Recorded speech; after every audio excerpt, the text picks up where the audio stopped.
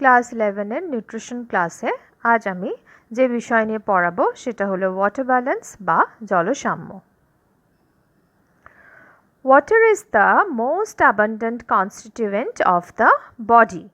It is present about 60% in adult males, and in females, due to the high percentage of fat, 50% water is present.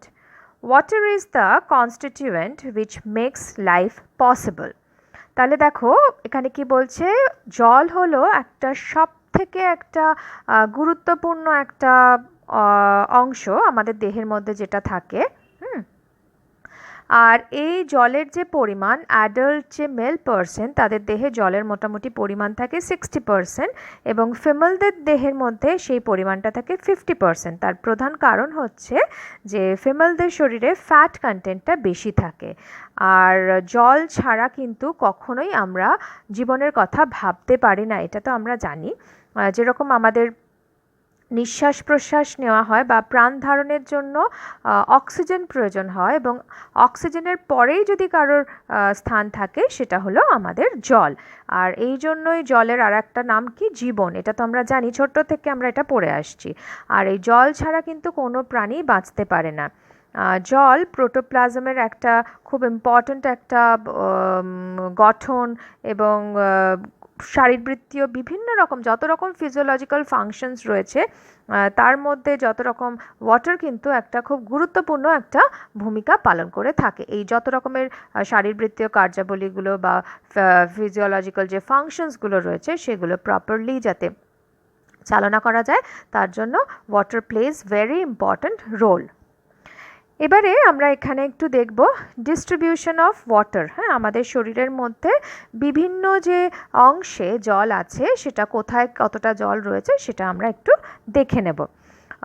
তো এখানে দেখো বলা হয়েছে যে total যে body water, TBW, total body water, সেটা বলছে এখানে 60% অফ দ্য বডি ওয়েট। যা বডি ওয়েট থাকবে তার 60% হচ্ছে তোমাদের যেটা আমরা ওয়াটার ধরছি। আর এখানে কোনো কোনো বইতে হয়তো তোমরা দেখবে 70 to 80%, কিন্তু অ্যাভারেজে এখন এটা 60% হিসেবেই ধরা হয়ে থাকে। এর মধ্যে এক্সট্রা সেলুলার ফ্লুইড এবং intracellular fluid. Extra cellular fluid আমরা কোনটাকে বলছি না, এক্সট্রা সেলুলার ফ্লুইড মানে কোষ বা সেলকে যে বাইরের দিক থেকে বা বেষ্টনকারী যে কোষ বহির্ভূত যে তরল, কোষের বাইরের দিকে যে তরলটা থাকছে তাদেরকে আমরা বলছি এক্সট্রা সেলুলার ফ্লুইড। আর যেটা কোষের মধ্যের যে জলীয় অংশ থাকছে সেটা আমরা বলছি ইন্ট্রাসেলুলার ফ্লুইড। তাহলে টোটাল বডি ওয়েটের মধ্যে আমরা এক্সট্রা সেলুলার ফ্লুইডে জলের পরিমাণ আমরা দেখতে পাচ্ছি, জলের প্রেজেন্স আমরা পাচ্ছি, এবং ইন্ট্রাসেলুলার ফ্লুইডের মধ্যে আমরা জলের প্রেজেন্সটা পাচ্ছি। এবারে এক্সট্রা সেলুলার ফ্লুইডের মধ্যে আবার থাকছে প্লাজমার মধ্যে থাকছে এবং ইন্টারস্টিশিয়াল ফ্লুইডের মধ্যে থাকছে। এরকমভাবেই আমাদের বডি ওয়াটার যেটা সেটা কিন্তু ডিস্ট্রিবিউটেড থাকছে। তো মোটামুটিভাবে দেখা গেছে প্রাপ্তবয়স্ক পুরুষদের দেহে প্রায় 40 লিটার জল থাকে। আর যেটা বললাম যে এই যে কোষের ভেতরে এবং বাইরে নানা রকম যে দেহকলায় যে জলের যে ডিস্ট্রিবিউশন রয়েছে, যে সেল টিস্যুর মধ্যে জলের ডিস্ট্রিবিউশনটা রয়েছে, এটা কিন্তু ওই প্রধানত ওই সব স্থানের জলের মধ্যে যে দ্রবীভূত নানা বস্তুর যে অসমোটিক যে প্রেশার রয়েছে তার উপরেই কিন্তু নির্ভর করে। তোমরা এখন এটুকুনি মনে রাখো জাস্ট যে টোটাল যে বডি ওয়াটার সেটা এক্সট্রাসেলুলার ফ্লুইড এবং ইন্ট্রাসেলুলার ফ্লুইডের মধ্যে থাকছে, এবং এক্সট্রাসেলুলার ফ্লুইডের মধ্যে আবার পড়ছে প্লাজমা ফ্লুইড এবং ইন্টারস্টিশিয়াল ফ্লুইড। এটাই হচ্ছে আমাদের distribution of total body water. এবারে আমরা জলের যে বিভিন্ন রকম কাজগুলো বা ফাংশনগুলো, সেই ফাংশনগুলো সম্পর্কে আমরা একটু জানবো। প্রথম যে ফাংশনটা আমরা জানবো, এখানে অনেকগুলো ফাংশন তোমাদের ছোট ছোট করে বলা হয়েছে, আমি একটু ডিটেলে তোমাদের বলছি। প্রথম যে ফাংশনটা সেটা হচ্ছে most important component of the cell. সেলের একটা খুব গুরুত্বপূর্ণ উপাদান জলকে বলা হয়। কোষের যে গঠন, যা স্ট্রাকচার ফর্মেশনের জন্য জল কিন্তু ভীষণভাবে প্রয়োজন। আর যত রকমের কলাকোষের যে শেপ বলো বা সাইজ বলো, সব কিছু কিন্তু বজায় রাখার জন্য water plays a very important role. সেই জন্য এখানে বলা হচ্ছে water plays a very important role in as a cell constituent. Next হচ্ছে নানা রকম যে আমাদের কেমিক্যাল রিয়াকশানসগুলো, it plays important role in different chemical reactions. যে রাসায়নিক যে বিক্রিয়াগুলো হচ্ছে তার জন্য কিন্তু জল ভীষণভাবে দরকার হচ্ছে। আমাদের ব্লাডের মধ্যে, আমাদের লসিকার মধ্যে যে ফ্লুইড যেটা থাকছে সেটা কিন্তু তরল হিসেবে থাকছে, এবং প্রাণীকোষের সমস্ত যত রকমের যে কেমিক্যাল রিয়াকশানসগুলো রয়েছে সেগুলো কিন্তু সবই জলের মাধ্যমে হয়ে থাকে, তরলের মাধ্যমে কিন্তু হয়ে থাকে। নেক্সট হচ্ছে একটা সলভেন্ট বা দ্রাবক রূপে কাজ করে। এটা হচ্ছে water is the solvent in the body of living organism. সমস্ত যে লিভিং অর্গানিজমের মধ্যে জল একটা দ্রাবক রূপে কাজ করে। এই দ্রবীকরণের ক্ষমতা অন্তঃকোষীয় এবং বহিঃকোষীয় রাসায়নিক ক্রিয়া বিক্রিয়াগুলো সম্পাদন করতে সাহায্য করে। তাহলে এই যে সলভেন্ট যে ফাংশনটা, এর ফলে ইন্ট্রাসেলুলার এবং এক্সট্রাসেলুলার ফ্লুইডের মধ্যে যত রকম কেমিক্যাল রিয়াকশনসগুলো হচ্ছে সেটা কিন্তু এই জন্যই হয়ে থাকে। আচ্ছা, তারপরে এই ওয়াটার অ্যাক্ট অ্যাজ ক্যারিয়ার বা বাহক রূপে কাজ করে। কিভাবে বাহক রূপে কাজ করে না, জলের মধ্যে আমাদের নানা রকম তোমার নিউট্রিয়েন্ট বলো, নানা রকম উপাদান বলো, সেগুলো কিন্তু সবই আমাদের জলের মধ্যেই থাকে, এবং সেগুলো এটা সার্কুলেটেড হয়, ট্রান্সমিটেড হয় from one part of the body to another part. বিভিন্ন দেহের এক অংশ থেকে আরেকটা অংশে এটা পরিবাহিত হচ্ছে। আর খাদ্য কণাগুলো দ্রবীভূত হয়ে ক্ষুদ্রান্তের মধ্যে দিয়ে শোষিত হচ্ছে, এবং আলটিমেটলি এটা কোথায় চলে যাচ্ছে? আমাদের ব্লাড সার্কুলেশনে যাচ্ছে। আর এই ব্লাড সার্কুলেশনের মাধ্যমে আমাদের অক্সিজেন, কার্বন ডাই অক্সাইড ইত্যাদিও কিন্তু সার্কুলেট হয়। আর সেই জন্য এই সমস্ত রকম ট্রান্সমিশনের জন্য, যত রকম আমাদের দেহের মধ্যে নানা রকম পদার্থ এক জায়গা থেকে আরেক জায়গায় ট্রান্সমিটেড হচ্ছে, এই ট্রান্সমিশনের জন্য water plays a important role. আচ্ছা, এর পরের যে ফাংশনটা, ইট হেল্পস ইন ডাইজেশন। আমরা জানি, তোমরা ক্লাস 12-এ গিয়ে যখন ডাইজেশন পড়বে তখন আরও ডিটেলে জানবে। আমাদের যে ডাইজেশনের জন্য, ফুড ডাইজেশনের জন্য digestive juice, it requires digestive juices. এই ডাইজেস্টিভ জুসগুলো কী দিয়ে তৈরি? সবই কিন্তু তোমার ওয়াটার দিয়ে, ওয়াটার বেস। তাহলে এই জল থাকে বলে তাহলে খাদ্যকে এরা নরম করতে পারে, সেটাকে ডাইজেশনে সাহায্য করতে পারে, তার ফলে পরিপাকটা অনেক বেশি ইজি হয়ে থাকে। আর ইট প্রিভেন্টস কনস্টিপেশন। জল আছে বলে স্টুল ইভ্যাকুয়েশনটা অনেক বেশি ইজি হয়, না হলে কিন্তু কনস্টিপেশন ভীষণ একটা কষ্টদায়ক একটা অবস্থা। আর ইট অ্যাক্ট অ্যাজ লুব্রিক্যান্টস। লুব্রিক্যান্টস হিসেবে কাজ করে। সেটা কিভাবে কাজ করছে না, এই যে আমাদের জলের জন্য আমাদের বিভিন্ন যে নানা রকম যে অর্গানসগুলো রয়েছে আমাদের দেহের মধ্যে, সেই অর্গানসগুলোর মধ্যে কিন্তু কোনো রকম কলিশন ঘটে না, ধাক্কাধাক্কি হয় না, এবং সেটার জন্য কিন্তু আমাদের সমস্ত অর্গানগুলো সুষ্ঠুভাবে নিজেদের ফাংশনটা করতে পারে। আদারওয়াইজ কী হতো, যদি রাফ থাকতো, ওয়াটার থাকতো না, তাহলে কী হতো, এখানে কিন্তু একটা সংঘাত সৃষ্টি হতো। It regulates water body temperature. Regulates body temperature. আমাদের যে লাংস বলো বা স্কিন বলো, এর মাধ্যমে কি হচ্ছে, বাষ্পীভবনের মাধ্যমে আমাদের দেহের যে ওয়াটার টেম্পারেচার যেটা, সেই টেম্পারেচারটা মেনটেন হচ্ছে, তার ফলে বডি টেম্পারেচারটা রেগুলেশন হচ্ছে। আর নানা রকম waste product it can excrete জলের মাধ্যমে বা ওয়াটারের মাধ্যমে, it can be excreted from our body. যেরকম আমরা জানি ইউরিন তো একটা এক্সক্রিটরি একটা পদার্থ, তো এই ইউরিনের মাধ্যমে 97% হচ্ছে ইউরিনের যে কম্পোজিশন যদি আমরা দেখি তার মধ্যে 97% হচ্ছে জল, এবং এই জলের সঙ্গে আমাদের দেহের যত ওয়েস্ট প্রোডাক্ট যেগুলো রয়েছে সেগুলো কিন্তু এক্সক্রিট হয়ে যায়, ফলে আমাদের শরীর কিন্তু হেলদি থাকে, সুস্থ থাকে। না হলে যদি ইউরিন ফর্মেশন না হতো তাহলে আমাদের দেহে নানা রকম যে ওয়েস্ট প্রোডাক্ট যেগুলো তৈরি হচ্ছে সেগুলো সবই কিন্তু দেহের মধ্যে ডিপোজিটেড হতো। তার ফলে কি হতো, আমাদের যে কিডনি বা গল ব্লাডার ইত্যাদি কিন্তু অনেক রকমভাবে তাদের ম্যালফাংশনিং হতো এবং আমাদের দেহে নানা রকম অসুবিধা সৃষ্টি হতো। তাহলে এগুলো মোটামুটি একটা আমাদের ওয়াটার যে ফাংশন হিসেবে আমরা যেগুলো বলছি সেই ফাংশনগুলো আমি আলোচনা করে দিলাম। এবারে আমরা প্রিন্সিপাল অফ ওয়াটার ব্যালেন্স এটা নিয়ে আলোচনা করব। প্রত্যেক দিন আমরা মোট জলীয় পদার্থ গ্রহণ করি এবং যতটা বর্জন করি তার পরিমাণ কিন্তু এভরিডে সমান নাও হতে পারে, কিন্তু স্বাভাবিক অবস্থায় দেখা গেছে যে আমরা যতটা জল গ্রহণ করি ওয়াটার ইনটেক এবং ওয়াটার যে আমাদের আউটপুট যেটা তার কিন্তু পরিমাণটা সেম থাকে। অর্থাৎ আমাদের ওয়াটার ইনটেক এবং ওয়াটার আউটপুট এই দুটোর পরিমাণ যদি সমান থাকে তাহলে সেই অবস্থাটাকে আমরা বলছি ওয়াটার ব্যালেন্স। আর যদি কোনো কারণে এই ইনটেক এবং আউটপুট এর মধ্যে যদি কোনো রকম ডিসব্যালেন্স হয় সেক্ষেত্রে কিন্তু অন্যরকম অবস্থার সৃষ্টি হয়ে থাকে। যখন জল গ্রহণের পরিমাণ দেহ থেকে নির্গত জলের পরিমাণের থেকে বেশি হয়, অর্থাৎ ওয়াটার ইনটেক যেটা আমরা করছি এবং সেটা যদি ওয়াটার আউটপুটের থেকে বেশি হয় তাহলে যে অবস্থার সৃষ্টি হচ্ছে তাকে আমরা বলছি পজিটিভ ওয়াটার ব্যালেন্স বা ধনাত্মক জলসাম্য।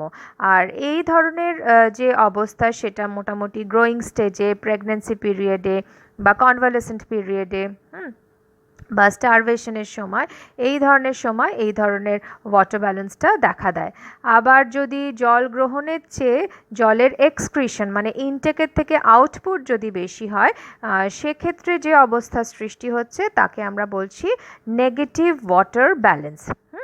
তাহলে আমরা দুটো এখানে দেখলাম, পজিটিভ ওয়াটার ব্যালেন্স এবং নেগেটিভ ওয়াটার ব্যালেন্স। এটা জেনারেলি ডায়রিয়া হলে, ভীষণভাবে ভমিটিং হলে, এক্সেসিভ সোয়েটিং হলে বা ভীষণভাবে স্যালাইভা সিক্রেশন যদি বেশি হয়ে যায় বা কোনো ক্ষেত্রে যদি বার্ন কন্ডিশনে কেউ থাকে, দেহ থেকে প্রচুর পরিমাণে ব্লিডিং হয়ে গেল বা ডায়াবেটিক যদি হয়, ডায়াবেটিস যে রোগের দ্বারা আক্রান্ত হয়, এই ধরনের অবস্থার ক্ষেত্রে আমরা দেখি দেহের মধ্যে নেগেটিভ ওয়াটার ব্যালেন্স তৈরি হচ্ছে। এবারে আমরা যেটা জানবো সেটা হচ্ছে এই যে ওয়াটার ব্যালেন্স পজিটিভ হচ্ছে না নেগেটিভ হচ্ছে, তাহলে আমরা জলটা তো কোথা থেকে ইনটেক করছি, সোর্স, তাহলে কোন কোন সোর্স থেকে আমরা জলটা খাচ্ছি সেগুলো জানবো এবং কতটা পরিমাণে আমরা খাচ্ছি সেটা, এবং রুটগুলো কি কি যেখান দিয়ে জলটা এক্সক্রিট হয়ে যায়। যেরকম প্রথম এখন দেখো তোমাদের এখানে দেখানো হয়েছে সোর্সের মধ্যে পারফর্মড ওয়াটার ইন ফ্লুইড মানে তরল হিসেবে যে জলের পরিমাণ যেটা আমরা গ্রহণ করছি সেটা হচ্ছে 1000 to 2000 মিলিলিটার। এতটা পরিমাণ জল আমরা তরল হিসেবে গ্রহণ করছি, মানে ওয়াটার হিসেবে গ্রহণ করছি। আচ্ছা, পারফর্মড ইন ফুডস মানে খাদ্যের মাধ্যমে আমরা যে পরিমাণ জলটা পাচ্ছি, আমরা বিভিন্ন রকম খাদ্য গ্রহণ করছি তো খাদ্যের মধ্যে ওয়াটার থাকে, সেই ওয়াটার কন্টেন্টটা তার পরিমাণ হচ্ছে 800 to 1000 মিলিলিটার। এছাড়া মেটাবলিক ওয়াটার মানে খাদ্য যখন বিপাক হচ্ছে তার ফলেও তো জল তৈরি হচ্ছে, সেই মেটাবলিক ওয়াটারের পরিমাণ হচ্ছে 300 to 400 মিলিলিটার। এটা আমার ইনটেক। এবারে আউটপুটটা কি, থ্রু ইউরিন যেটা সেটা হচ্ছে 1000 to 2000 ml। আচ্ছা, ইনসেন্সিবল লস যেটা সেটা থ্রু স্কিন হতে পারে, আর সেটা হচ্ছে 800 to 1000 এর মধ্যে। সোয়েটিং হচ্ছে তার পরিমাণ হচ্ছে 200, অ্যান্ড ফিসিস ফ্রম ইন্টেস্টিন সেটা হচ্ছে 100 থেকে 200। তো মোটামুটিভাবে এই রেঞ্জটা তোমাদের দেওয়া হয়েছে, তো সেখানে দেখানো হয়েছে 2100 থেকে 3400 এই এত ml অফ ওয়াটার ইনটেক হচ্ছে, এবং যদি আমার শরীরে কোনো রকম অসুবিধা না হয় তার আউটপুটও কিন্তু মোটামুটি সেম থাকছে। এবং তোমরা কোনো বইতে এই রেঞ্জটা না পাবে না হয়তো অনেক জায়গায়, তো হয়তো 2500 মিলিলিটার এইরকম হিসেবেও তোমরা পেতে পারো। যেটা হোক একটা তোমরা লিখলেই পারো, এটাও রাইট ওটাও রাইট, এটা রেঞ্জ দেওয়া হয়েছে। কেন আমাদের ওয়াটার ইনটেক তো অনেকটা আমাদের ক্লাইমেটের ওপরেও ডিপেন্ড করে, সেই জন্য এখানে একটা রেঞ্জ দেওয়া হয়েছে। আর প্রথম যে ছবিটা একটা ফিগার দেখিয়ে এখানে দেখানো হয়েছে, দেখো ওয়াটার ইনটেকের মধ্যে fluid, water from food and metabolic water হিসেবে দেখানো হয়েছে। আর তারপরে ফিকল লস, সোয়েট, ইউরিন, এরকমভাবে আমাদের যে লস যেটা হচ্ছে মানে আউটপুট যেটা, সেটা এরকমভাবে হয়ে থাকে। তাহলে দুটো ইনপুট এবং আউটপুট দুটো যদি সেম হয় তাহলে সেটাকে আমরা বলছি ওয়াটার ব্যালেন্স। আর পজিটিভ ওয়াটার ব্যালেন্স কাকে বলে, নেগেটিভ ওয়াটার ব্যালেন্স কাকে বলে, সেটা তো আমি বলেই দিলাম। এবারে আমরা যেটা পড়বো সেটা হলো রেগুলেশন অফ ওয়াটার ব্যালেন্স, মানে আমাদের দেহে এই ওয়াটার ব্যালেন্সটা কিভাবে রেগুলেট হচ্ছে বা মেনটেন হচ্ছে সেটা। এই ওয়াটার ব্যালেন্স মেনটেন করার জন্য অনেকগুলো আমাদের ফ্যাক্টর দরকার। তার মধ্যে ফার্স্ট যে ফ্যাক্টরটা ইম্পর্টেন্ট সেটা হলো থার্স্ট সেন্টার বা তৃষ্ণা কেন্দ্র, বা তৃষ্ণা বলতে পারি, থার্স্ট বলতে পারি, মানে তৃষ্ণা প্রক্রিয়া যেটা, সেটা। নেক্সট একটা হচ্ছে কন্ট্রোল অফ নার্ভ, আমাদের নার্ভ কিন্তু ভীষণভাবে একটা plays important role for regulation of water balance. And third one is effect of endocrine gland, আমাদের যে অন্তঃক্ষরা গ্রন্থিগুলো রয়েছে তারও কিন্তু একটা অ্যাকশন রয়েছে আমাদের এই to regulate the water balance. এই এন্ডোক্রিন গ্ল্যান্ডের মধ্যে আবার যে হরমোনসগুলো ভীষণভাবে active for regulation of water balance তারা হচ্ছে অ্যালডোস্টেরন এবং antidiuretic hormone. This two hormones are very important for regulation of water balance. আচ্ছা, এছাড়া আরও কিছু ফ্যাক্টর রয়েছে, যেরকম রোল অফ কিডনি, তারপরে ক্লাইমেটিক একটা এফেক্ট থাকছে, আর ফুড হ্যাবিট। এই এতগুলো ফ্যাক্টর কিন্তু আমাদের ওয়াটার ব্যালেন্সটাকে রেগুলেট করছে। আমরা এবার একে একে এগুলো জানি। ফার্স্ট যেটা আমি বললাম যে থার্স্ট বা তৃষ্ণা, আমাদের অনেক জল তেষ্টা পায়, তাই তো আমরা থার্স্ট ফিল করি, আমরা তখন কি করি, আমরা জল খাই। এবার ধরো যখন আমার দেহের মধ্যে কোনো রকম ডিহাইড্রেশন হচ্ছে বা জলের অভাব হচ্ছে, সেই সময় কি হচ্ছে, আমাদের মুখের ভেতরটা শুকিয়ে যায়, খেয়াল করে দেখবে মুখের ভেতরটা ড্রাই হয়ে যায়, মানে তখন কি হচ্ছে, আমাদের স্যালাইভা সিক্রিশনটা কিন্তু কমে যাচ্ছে। অর্থাৎ এই স্যালাইভা সিক্রিশন কমে যাওয়ার জন্য আমাদের মুখের ভেতরে গলবিলের মধ্যে যে আমাদের যে স্কোয়ামাস যে লেয়ার যেগুলো থাকছে সেগুলো কিন্তু অনেকটা ড্রাই হয়ে যাচ্ছে। ফলে তখন কি হচ্ছে, সেখান থেকে একটা সেন্সেশন বা একটা নার্ভ ইম্পালস বলতে পারো, সেই নার্ভ ইম্পালসটা চলে যায় আমাদের হাইপোথ্যালামাসে। কোথায় চলে যায়, আমাদের ব্রেনের একটা অংশ হাইপোথ্যালামাস, দেখো তোমাদের এখানে হাইপোথ্যালামাস দেখানো হয়েছে বক্সের মধ্যে। এই যে হাইপোথ্যালামাসের মধ্যে রেড দিয়ে মার্ক করা আছে, ওই জায়গাটা হচ্ছে আমাদের থার্ড সেন্টার। হ্যাঁ, ওই হাইপোথ্যালামাসের যে থার্ড সেন্টার তাকে কি করে, এক্সাইটেড করে, এবং যে মুহূর্তে এক্সাইটেড করে তখন যার দেহের মধ্যে, যে প্রাণীর দেহের মধ্যে ডিহাইড্রেশন হচ্ছে বা কিছু হচ্ছে, তখন কিন্তু সে কী করছে, জল খাচ্ছে বা জল পান করছে, তার ফলে জলসাম্যটা মেনটেন হচ্ছে। তাহলে এটা হলো আমাদের থার্ড সেন্টারের ব্যাপারটা হয়ে গেল। নেক্সট আসছে নার্ভ কন্ট্রোল। নার্ভ কন্ট্রোলটা কিভাবে হচ্ছে না, এই যে যখন কোনো কারণে ধরো ডিহাইড্রেশন হচ্ছে, তখন নার্ভের মাধ্যমে আমাদের হাইপোথ্যালামাসের যে থার্ড সেন্টার রয়েছে সেটা এক্সাইটেড হচ্ছে।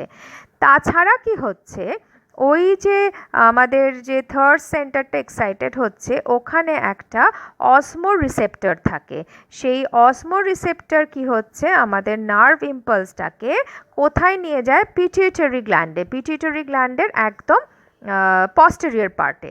এবার এই পিটিউটারি গ্ল্যান্ডের যে পস্টেরিয়র পার্টে যখন নিয়ে যাচ্ছে, ওখান থেকে তখন একটা হরমোন সিক্রিট করে, তার নাম হচ্ছে ADH বা অ্যান্টিডাইউরেটিক হরমোন, এর আরেকটা নাম হচ্ছে ভ্যাসোপ্রেসিন। আর এই যে হরমোন যেটা, এই হরমোন তখন কি করে, ইউরিন উৎপাদন করে বা প্রোডাকশনের সময় গ্লোমেরিউলাসের মধ্যে তখন পরিশ্রিত রস থেকে বৃক্কের যে ডিস্টেন্ট যে টিউবলসগুলো থাকছে সেখান থেকে ওয়াটার রিজর্পশনটা বাড়িয়ে দিচ্ছে। যে মুহূর্তে ওয়াটার রিজর্পশনটা বাড়িয়ে দিচ্ছে তাহলে কি হচ্ছে, শরীরের মধ্যে আমার জলাভাব হয়েছিল এবং শরীরের মধ্যে ওয়াটার রিজর্পশনটা বাড়িয়ে দিচ্ছে, তার ফলে কি হচ্ছে, জলসাম্যটা মেনটেন হচ্ছে। আচ্ছা, এর পরের যে ফাংশন, যার ফ্যাক্টর যেটা, সেটা হলো এফেক্ট অফ এন্ডোক্রিন গ্ল্যান্ড। তার মধ্যে প্রথম যেটা অ্যালডোস্টেরন হরমোন। অ্যালডোস্টেরন হরমোন কি হচ্ছে, যখন আমার দেহের মধ্যে ডিহাইড্রেশন হচ্ছে তখন কি হয়, আমাদের ব্লাডের মধ্যেও কিন্তু একটা কনসেন্ট্রেশন এসে যায়, ব্লাডটাও কেননা ব্লাডের একটা পার্ট তো ওয়াটার, তাহলে ব্লাডটাও কনসেন্ট্রেটেড হয়ে যাচ্ছে এবং তার ফলে কি হচ্ছে, আর ওই অ্যাড্রেনাল কর্টেক্স গ্রন্থি থেকে অ্যালডোস্টেরন হরমোন যেটা, সেটা আমাদের ব্লাডের মধ্যে সিক্রিট করছে। আর এই যে হরমোনটা তখন কি করে, সোডিয়াম আয়নটাকে রিজর্পশন করছে এবং সোডিয়াম আয়নের রিজর্পশনের মাধ্যমে জলটাকেও কিন্তু রিজর্ভ করছে, মানে বিশেষণ ঘটাচ্ছে। এবং এর ফলে শুধু তো জল একা একা শোষিত হবে না, জলের সঙ্গে সোডিয়াম আয়নেরও তোমার রেচনটা কমে যাবে যেহেতু রিজর্পশনটা হচ্ছে। তার ফলে কি ইনডিরেক্টলি কি হচ্ছে, আমাদের জলের রেচনটাও কমিয়ে যাচ্ছে, মানে জল থেকে, শরীর থেকে জলটা বেরোচ্ছে না, শরীরের মধ্যে জলটা আমার থাকছে।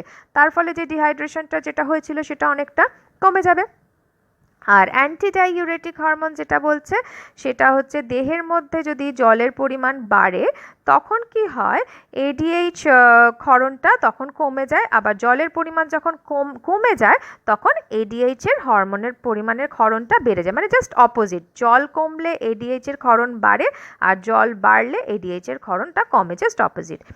এডিএইচ হরমোন তখন কি করে, বৃক্কীয় যে টিউবুলস থাকছে সেখান থেকে জলের রিজর্পশনটা ঘটাচ্ছে এবং দেহের মধ্যে ওয়াটারটাকে রিটেন করে রাখছে এবং জলের মধ্যে একটা ব্যালেন্স বা ইকুইলিব্রিয়াম বা সাম্যাবস্থাটা বজায় রাখতে সক্ষম হচ্ছে।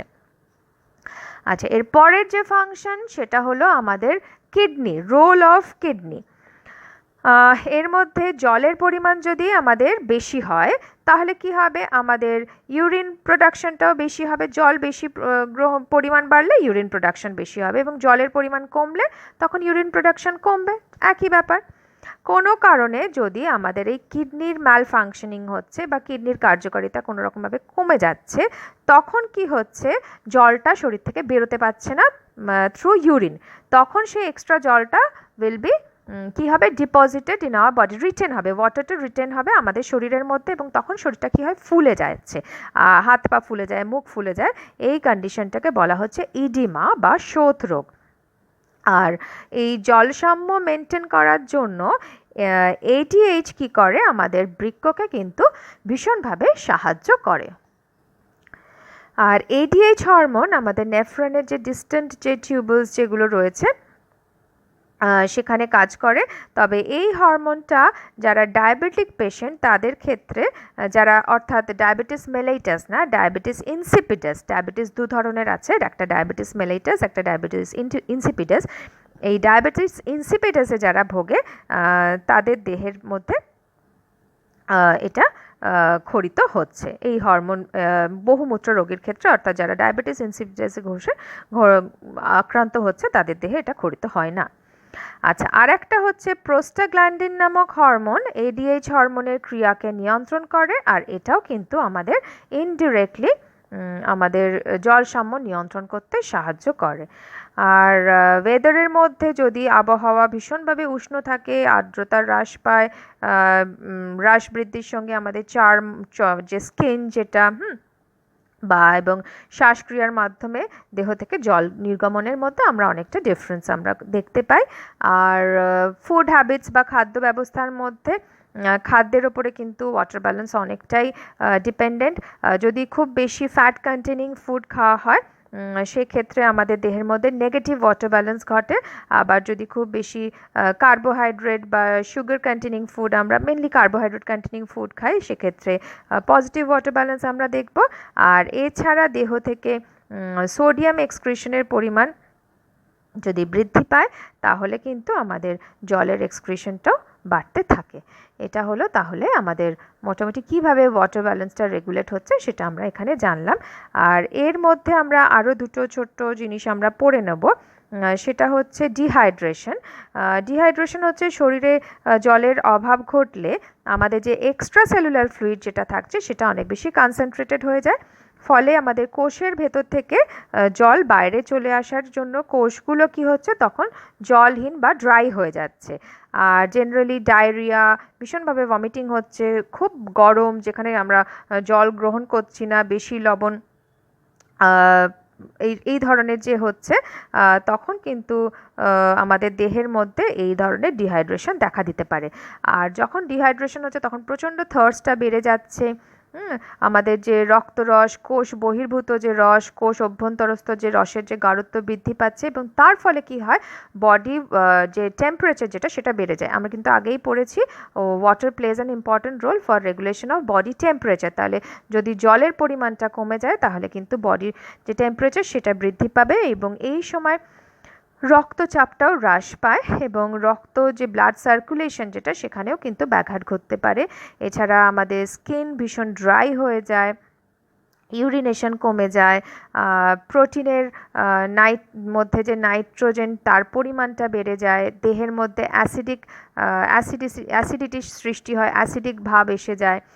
এছাড়া আমাদের নার্ভ বা মাসেলস এগুলো ভীষণভাবে দুর্বল হয়ে যায়, ভীষণভাবে উইক হয়ে পড়ে মানুষ। এগুলো হচ্ছে ডিহাইড্রেশনের যে আফটার এফেক্ট সেগুলো।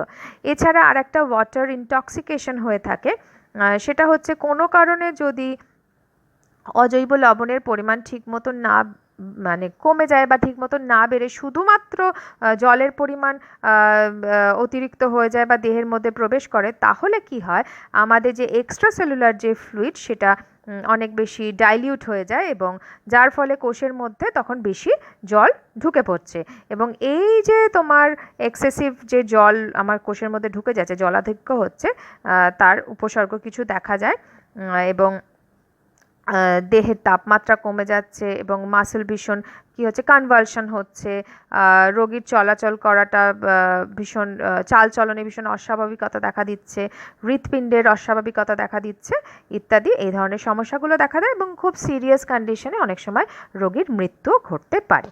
তাহলে এগুলো আমরা দুটো এফেক্ট আমরা দেখলাম, একটা হচ্ছে ডিহাইড্রেশনের এফেক্ট, একটা হচ্ছে ওয়াটার ইনটক্সিকেশনের এফেক্ট।